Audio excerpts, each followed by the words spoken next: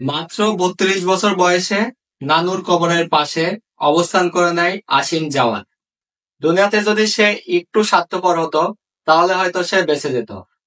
সে ইয়াক ১৩০ যুদ্ধ বিমানের প্রশিক্ষণ গ্রহণ করতে লেগেছিল। চট্টগ্রামের বিমানবন্দর থেকে সেই যুদ্ধ বিমানটি উড্ডয়ন করেছিল এবং চট্টগ্রামের কর্ণফুলী নদীর মোহনার কাছে যেতেই সেই বিমানটিতে অনাকাঙ্ক্ষিতভাবে আগুন লেগে যায়।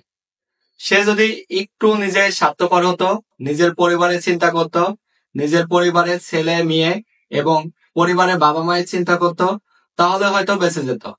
কিন্তু সে নিজের স্বার্থের কথা চিন্তা করেনি। চিন্তা করেছে সেখানকার জনসাধারণের মানুষের যেন কোনো ভোগান্তি না হয়।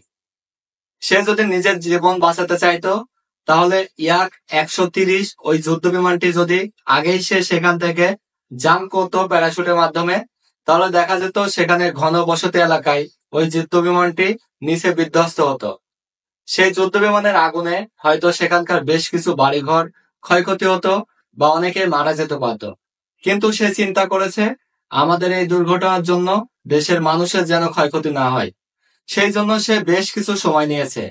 বিমানে আগুন লাগার পরেও সে সেখান থেকে বিন্দু পরিমাণ ভয় পায়নি।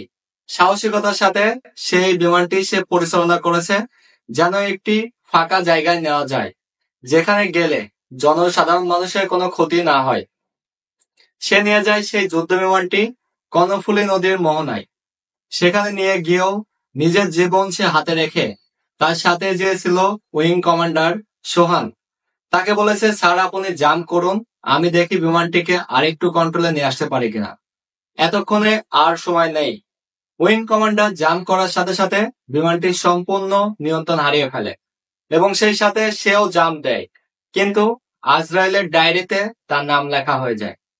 আমাদের ভিতর থেকে হারিয়ে গেল একজন সাহসী স্কোয়াড্রন লিডার।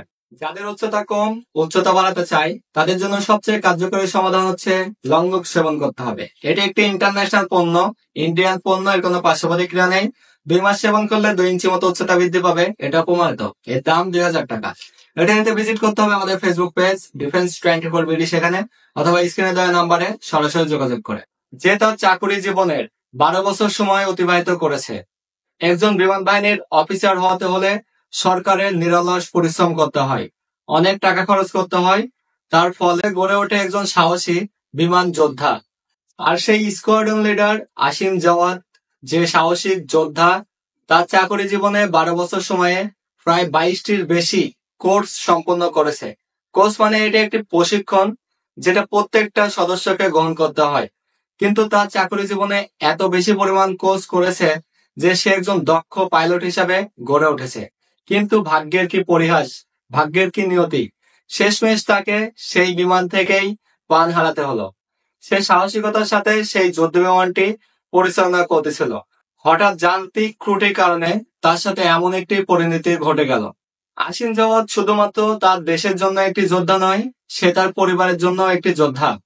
তার পরিবারে বাবা মা রয়েছে, সেই সাথে স্ত্রী, পুত্র এবং কন্যা সন্তান রয়েছে। আসিম জাওয়াদ তার পরিবারের সাথে ছিল খুব মেশো।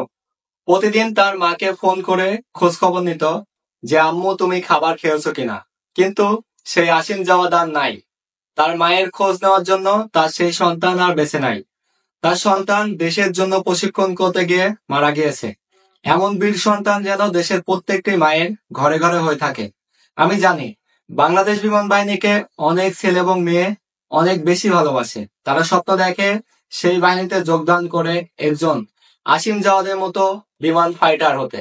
অনেকের স্বপ্ন পূরণ হবে, আবার অনেকের স্বপ্ন পূরণ হয় না। কিন্তু জন্ম মৃত্যু সকল কিছু আল্লাহর হাতে, এটা মেনে নিতে হবে।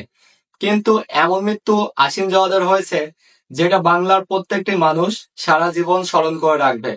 শুধুমাত্র জনসাধারণের প্রাণ বাঁচাতে গিয়ে জনসাধারণের বেশি ক্ষতি হবে সেই দিকে চিন্তা করে সে তার জীবনের ঝুঁকি নিয়ে বেশ কিছু সময় আগুন ধরে যাওয়া বিমান ফাইটারে অবস্থান করেছিল, যার পরিণতি তাকে শেষ নিঃশ্বাস ত্যাগ করতে হলো। আসিম জাওয়াদের ছোটবেলা থেকেই স্বপ্ন ছিল সে একজন বিমান বাহিনীর অফিসার হবে এবং সে পাইলট হবে।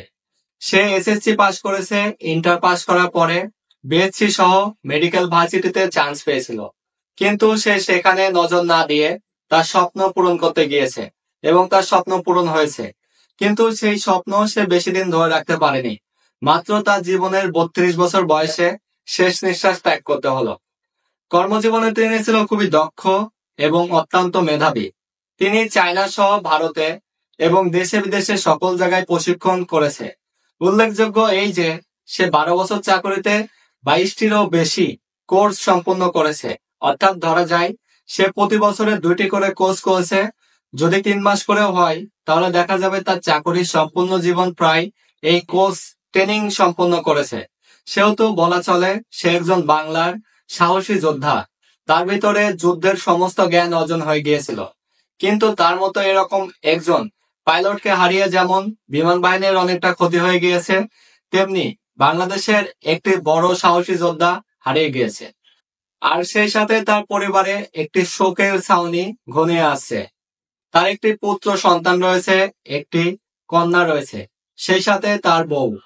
আর অন্যদিকে তার বাবা মা। সেই পরিবারে আর কোনো বাবা মার কোনো সন্তান নাই, একটি মাত্র সন্তান। এটাই তাদের ছিল শেষ একটি ভরসা। সেটাও সেই পরিবার হারিয়ে ফেললো। অনেকে স্বপ্ন দেখেই তার সন্তানকে বিমান বাহিনী, নৌবাহিনী এবং সেনাবাহিনীতে যোগদান করায়। কিন্তু এই স্বপ্ন যখন মাটির সাথে মিশে যায় তখন একটা পরিবার কতটুকু শক খায় শুধু সেই পরিবারই জানে। আমরা সেলুট জানাই সেই বীর যোদ্ধাকে, যে দেশের জন্য প্রশিক্ষণ করতে গিয়ে তার জীবন দিয়েছে। তার আত্মার আমরা মাগফিরাত কামনা করি, সে যেন শান্তিতে থাকে। শহীদের মৃত্যু হিসাবে আল্লাহ যেন কবুল করে। এই কন্টেন্টটা এ পর্যন্তই। যারা স্বপ্ন দেখে বাংলাদেশ বিমান বাহিনীতে এজ এ যোদ্ধা হিসাবে যোগদান করতে চায়, তাদের জন্য এই চাকরিটা কিন্তু অনেক ভালো। প্রাণ গেলেও যেতে হবে এমন প্রাণ, যে প্রাণটি চলে গেলে সবাই মনে রাখবে। আসিম জাওয়াত বাংলাদেশের মানুষের কাছে সারা জীবন স্মরণীয় হয়ে থাকবে। যে সমস্ত ছেলে এবং মেয়ে স্বপ্ন দেখে এসএসসি এবং ইন্টার পাস করে বাংলাদেশ বিমান বাহিনীতে অফিসার হিসেবে যোগদান করবে, তাদের জন্য সেখানে আইএসএসবি মূল একটি ফ্যাক্টর। যে আইএসএসবি উত্তীর্ণ হলে তারা অফিসার হিসাবে প্রশিক্ষণ সেন্টারে যোগদান করতে পারবে এবং অফিসার হবে। আর তাদের সেই প্রস্তুতি খুব সহজ করবে প্রিজম প্রকাশনীর আইএসএসবি এন্ড আইকিউ। কারণ এই বইতে আইএসএসবির 4 দিনের সমস্ত কিছু দেওয়া আছে। সেহেতু যারা অফিসার হিসেবে যোগদান করতে চায় তাদের প্রস্তুতির কোনো শেষ নাই। অবশ্যই প্রস্তুতি নিতে হবে প্রিজমের সাথে, কারণ এই বই সকল কিছু আপডেট দেওয়া রয়েছে আইএসএসবি তে কি হবে। সো এখনো যারা সংগ্রহ করে নাই তারা ভিজিট করুন প্রিজম প্রকাশনের ফেসবুক পেজ অথবা স্ক্রিনে দেওয়া এই নাম্বারে। আজকের এই কন্টেন্টটি যদি আপনাদের ভালো লাগে থাকে তাহলে অবশ্যই শেয়ার করে দিবেন। আর এত সময় ধরে দেশের যে প্রান্ত থেকে যারাই ভিডিওটি দেখলেন সবাইকে অসংখ্য ধন্যবাদ। সবাই ভালো থাকবেন, সুস্থ থাকবেন। আল্লাহ হাফেজ।